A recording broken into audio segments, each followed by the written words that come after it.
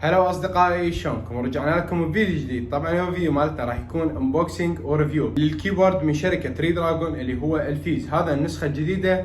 راح نتعرف في هذا الفيديو على الخصائص مالته والشكل مالته جدا رهيب. طبعا يا شباب اتمنى من عندكم لا تنسونا باللايك والاشتراك ومشاركه الفيديو ويا اصدقائكم حتى يوصل اكبر عدد من المشاهدين. وخلوني ما اطول عليكم ويلا نبلش. طبعا هذا النسخه الجديده راح يكون السويتش مالته كريستال مثل ما قاعد تشوفون، وايضا يتكون من 61 زر، والازرار مالته تكون بشكل شفاف. طبعا هسه راح نفتحه وياكم ونشوف التفاصيل مالته. طبعا يا شباب هذا الفيديو برعايه متجر انفور اللي يكون عنوانهم بالسيديه شارع البداله قرب تقاطع الدرويش، وراح يكون المتجر مال انستغرام مالتهم بالوصف. وايضا التيك توك راح يكون هناك مشاركه للفيديو وياهم. هسه راح نفتحه وياكم وتشوفون التفاصيل كامله. طبعا مثل ما قاعد تشوفون اصدقائي، عندنا هذا اول شيء اللون الابيض، اوكي، هاي التفاصيل مالته بالكامل، وهذا الكرتون مالته من الخارج. راح نفتحه وياكم. طبعا مثل ما قاعد تشوفون اصدقائي، هذا الباكج مالته راح نفتحه وياكم هسه.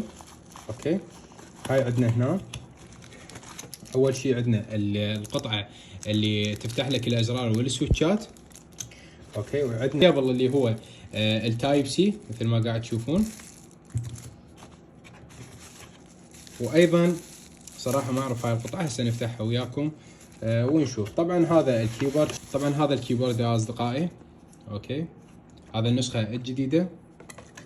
طبعا الكيبورد اصدقائي شكله جدا جدا رهيب، اوكي، يعني صراحه تحفه فنيه صراحه جدا، يعني كلش عجبني، اوكي.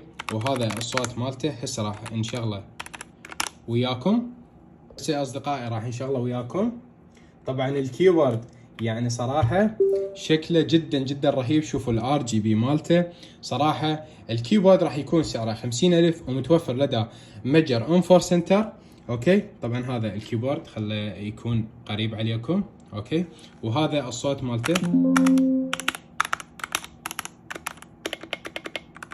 مثل ما قاعد تشوفون.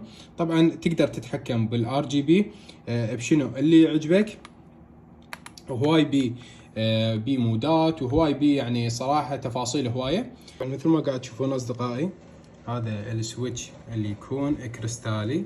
طبعا صراحه كلش رهيب، اوكي. هذا قدامكم.